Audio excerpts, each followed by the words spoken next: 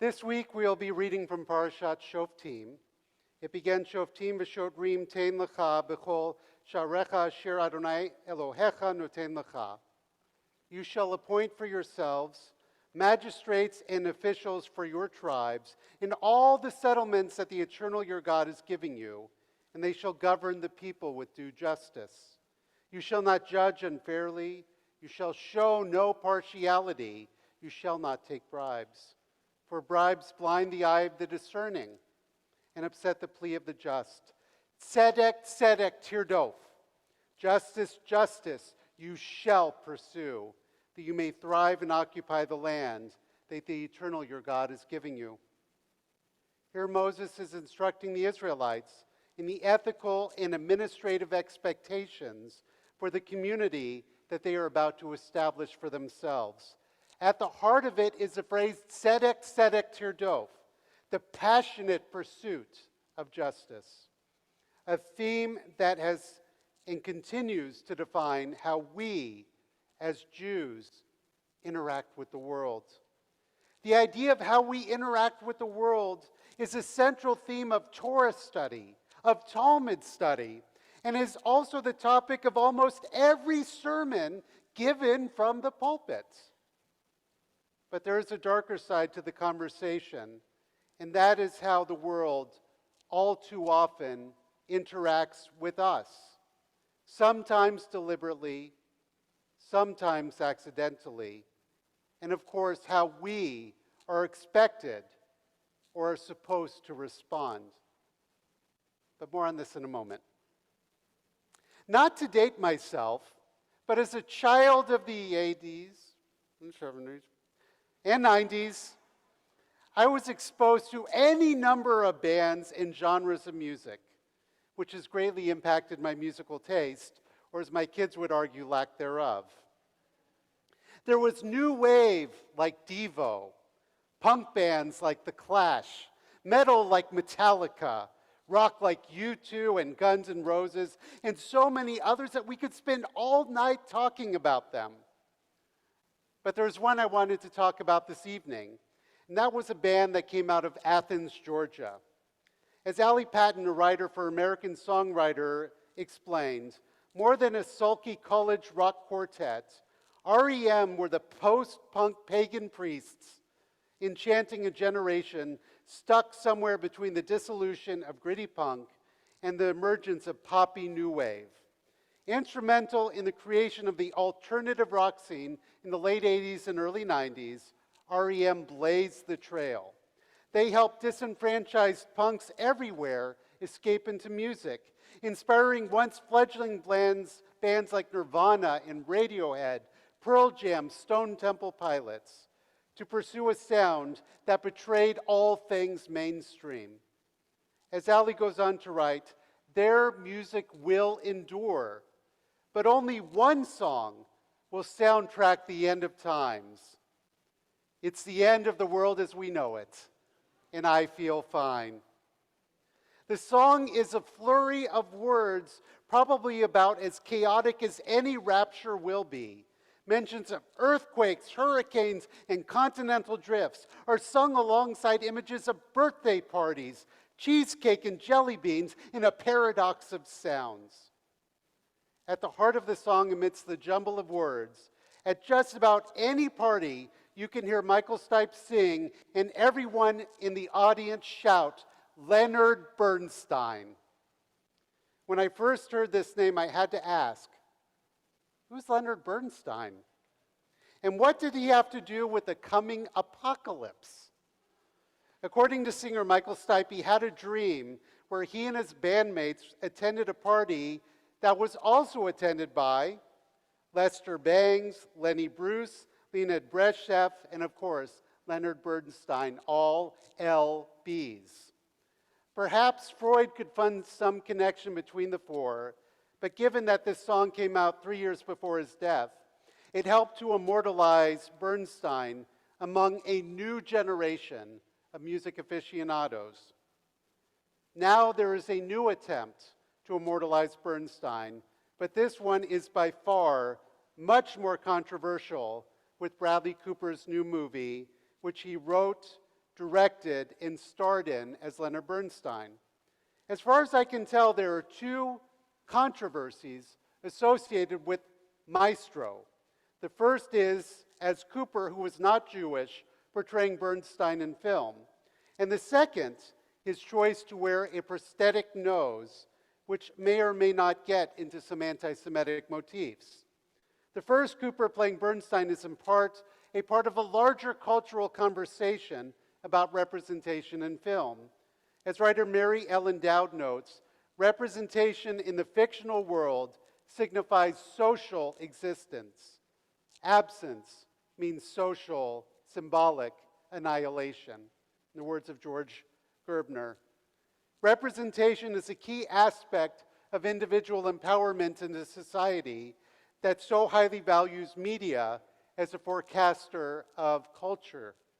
It becomes increasingly more difficult for an individual or a group of individuals to find value in their differences when they are constantly ignored, or worse, alienated for those differences by popular media. In terms of race and film, this process of ignoration and alienation began with the inception of the moving picture and continues to some extent today. As the founders of what would later become Hollywood, Jews were involved in every element of production, from owning the studios to writing and acting and directing. However, more often than not, they were to create the idealized picture of an American, but not necessarily a Jewish American. That being said, there does seem to be a concerning trend with more and more non-Jews playing Jewish characters. But that is a conversation for another day. The issue that I wanted to talk about tonight is also raised with regards to Helen Mirren's, another non-Jew, portrayal of Golda Meir in the upcoming movie Golda. In both cases, along with Maestro, the producers have made the decision to exaggerate the noses of both Golda and Leonard. Now, to be fair, Leonard Bernstein's children have offered up their own thoughts, stating, quote, "It happens to be true that Leonard Bernstein had a nice big nose. Bradley chose to use makeup to amplify his resemblance, and we're perfectly fine with that." The statement continues. "We're also certain that our dad would have been fine with it as well. Any strident complaints about this issue strikes us above all as disingenuous attempts to bring a successful person down a notch, a practice we observed all too often perpetuated on our own father. And yet, even with their assurances, we may still be bothered by this choice of a prosthetic nose. What is more concerning at this moment is the potential return of the tradition of Jew face. As writer Bryn Shayevitz notes in the Jewish Journal, Jew face is an American vaudeville tradition which stems from such a practice of othering. On the vaudeville stage, Jews and non-Jews would wear prosthetic noses and beards, adopt fake Yiddish accents, and play roles similar to those grotesquely literary characters in order to poke fun at or reinforce pre-existing stereotypes of Jewish immigrants. Within this specific 19th, early 20th century performance practice, Jew face was always an intended form of mockery. Was this the intent of either film, their producers, the actors, or directors? Of course not. They were making artistic choices how to represent on film real, living, breathing human beings. The problem is, someone, somewhere along the line, should have been aware, or at least more aware, of the long-standing tradition of stereotyping Jews. When it comes to the Jewish nose, that tradition dates back to at least the 13th century in Europe, though it really caught on in the late 19th century with such written titles as the satirical anti-Semitic 1893 book, The Operated Jew, which revolves around a plot of cosmetic surgery as a cure for Jewishness. We can debate about the challenges of representation in film, especially given that Jews come in all shapes, sizes, races, genders, and colors. But what we can and should hold people accountable for is when, in the pursuit of artistic integrity, some choose to ignore the history of anti-Semitic depictions in written and cinematic form. Better to forgo the Jewish nose so that the audience instead is thinking about the depiction of the likeness of Bernstein and Golda Meir on screen. Now, of course, as with any other controversial topic, there is debate, even amongst our own Jewish communities, as to whether or not this is actually really an issue, especially when it comes to potentially calling out anti-Semitism where none exists. I would argue that in these two cases, it does not exist, but knowledge of it certainly could have led to better decisions. As actor Tracy Ann Oberman said, as actors, we should be able to play anyone. That is our job, and I've had a wide and varied career playing a multitude of parts. However, we are living in a time of enormous sensitivity around the appropriation of characters played by people who aren't from that background. I have seen little similar concern about Jewish characters where their Jewish religion and cultural identity is intrinsic to who they are being discussed with the same respect. Cooper may be a sincere actor, writer, and director, but alas, he was not fully cognizant of the role that stereotyping of certain physical stereotypes has played in our larger history as Jews. It is not a condemnation of his choice, but more shines a light on a larger cultural pervasiveness to ignore the concerns and the history of the Jewish community. That somehow we as Jews are exempt when such issues arise has only emboldened those who wish to do us harm.